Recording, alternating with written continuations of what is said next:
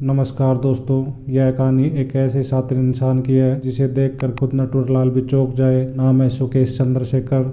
उसे हिंदी, अंग्रेजी, तमिल, तेलुगु, कन्नड़ और मलयालम जैसे कई भाषाओं में महारत हासिल है। वह अलग अलग आवाजें निकाल सकता है, किसी की भी नकल कर सकता है। कितनी बार उससे पुलिस भी धोखा खा चुकी है। आपने नटवरलाल का नाम जरूर सुना होगा। बचपन में जब हम सामान्य ज्ञान की किताबें पढ़ा करते थे तो उसमें ये भी याद किया करते थे, भारत का सबसे बड़ा ठग कौन? जवाब होता था नटवरलाल। कहते हैं नटवरलाल ने भारत के पहले राष्ट्रपति डॉक्टर राजेंद्र प्रसाद और उद्योगपति धीरूभाई अंबानी के नकली दस्तखत करके कई लोगों को बेवकूफ बनाया था और खूब पैसे ठगे थे। इतना ही नहीं, उसने तो विदेशों में जाकर वहां के लोगों को कभी ताजमहल तो कभी लाल किला और संसद भवन तक बेच दिया। यह कहानी भी एक ऐसे शातिर इंसान की है जिसे देखकर खुद नटवरलाल भी चौंक जाए। इस शख्स का नाम है सुकेश चंद्रशेखर। लोग इसे बालाजी और नया नटवरलाल भी बुलाते हैं। सुकेश की कहानी शुरू होती है बेंगलुरु से। साल था 1989 जब सुकेश पैदा हुआ। सुकेश के पिताजी विजयन चंद्रशेखर रबर के ठेकेदार थे, पर ठेकेदारी उतनी चलती नहीं थी, इसलिए पार्ट टाइम मैकेनिक का काम भी करते थे।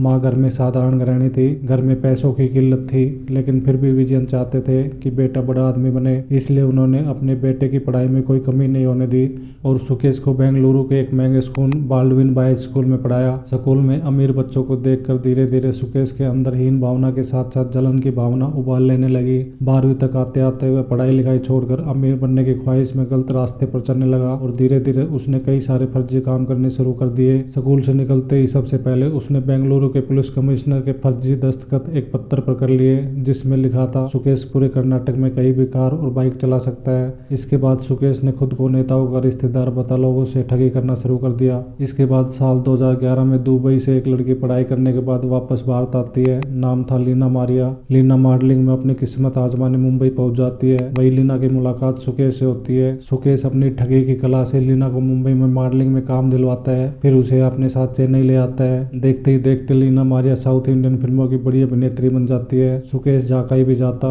फर्राटेदार अंग्रेजी बोलता और खुद को कभी IAS तो कभी IRS अधिकारी बताता और फिर नए नए प्रोजेक्ट पास करवाने के नाम पर बिजनेसमैन से पैसे लेता और पैसे मिलते ही वहां से गायब हो जाता। इस काम के लिए उसने लीना मारिया को अपना पार्टनर बना लिया। सुकेश की ठगी के बारे में तब पता चला जब वह मारिया के साथ मिलकर चेन्नई के कैनरा बैंक से खुद को IAS बता 19 करोड़ 75 लाख का लोन ले लिया और फिर वहां से भागकर दिल्ली आ गया और यहाँ मजे से एक फार्म हाउस में मारिया के साथ लिव इन रिलेशनशिप में रहने लगा। 2016 तक सुकेश कर्नाटक से लेकर दिल्ली मुंबई तक देश के कई लोगों को करोड़ों का चूना लगा चुका था। 2017 तक सुकेश की गिनती देश के सबसे बड़े ठगों में होने लगी थी। सुकेश के ख्वाब यही खत्म नहीं हुए। उसका बॉलीवुड की अभिनेत्रियों पर भी कई बार दिल आया। नोरा फतेही और जैकलिन फर्नांडिस तो उनकी लिस्ट में सबसे ऊपर थी। जब दिल्ली पुलिस ने सुकेश को गिरफ्तार किया तो उसने बताया कि उसने शिल्पा शेट्टी को भी ठगने की कोशिश की थी। ईडी ने जब जांच में उसका कच्चा चिट्ठा खोलना शुरू किया तो लोगों के होश उड़ गए। सुकेश बड़े बड़े नेताओं, अभिनेत्रियों और कारोबारियों को आसानी से अपने जाल में फंसा लेता था।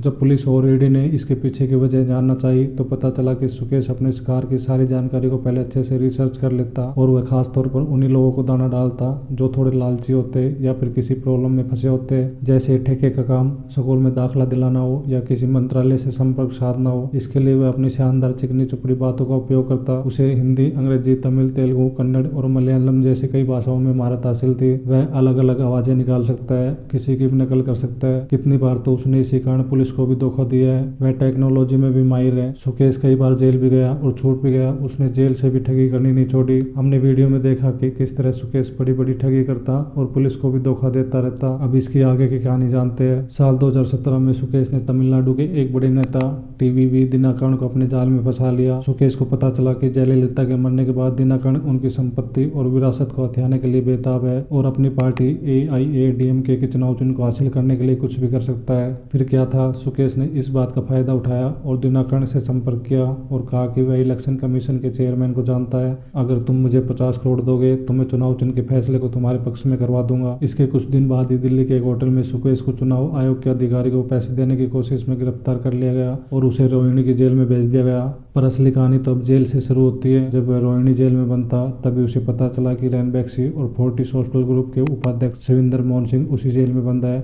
और उनकी पत्नी अदिति सिंह हमेशा उनसे मिलने आती है और उन्हें जेल से छुड़ाने के लिए बेचैन है। फिर क्या था, सुकेश को जेल के भीतर ही अपना अगला शिकार मिल गया।